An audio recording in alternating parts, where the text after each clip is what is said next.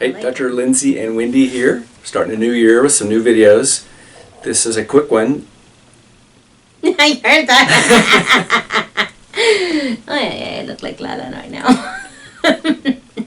This is a quick one. This is a 2,500 graft Asian hair, hairline, frontal thirds at 10 years. It's a 10-year fellow.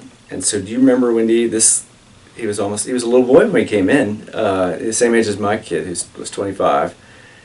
And he came in with a relative, and we did a frontal hairline, expecting him to do well. And then I've seen him, he moved out of the area, and I've seen him a couple of times, and then he walked in last week. Yeah. And he looks unremarkable. Yeah, he looks good.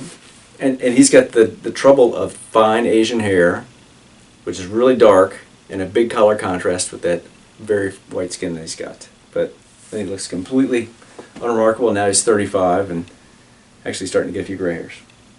Yeah, he looks good. So we have lots of early term follow-up videos, but we don't have a lot of people that show back up at 10 years. As it turns out, today we're filming 3 or 4 of them. But do your research. Make sure you plan for the future. Meaning, I didn't give the kid a 25-year-old hairline. I gave him a hairline that would look normal at 25 and 35 and 45 and hopefully 55. Anything you want to add?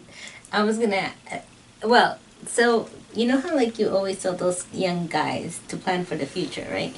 Just in case they need a second hair transplant or a third. Yeah. Does this guy need a second? No. But he's only 35. When I was 35, I didn't need anything. Now I'm 58. Okay. At some point, you get old and you need more hair, or need something. He has plenty Yeah. today. Right. So if we can help you, give us a call. Thanks.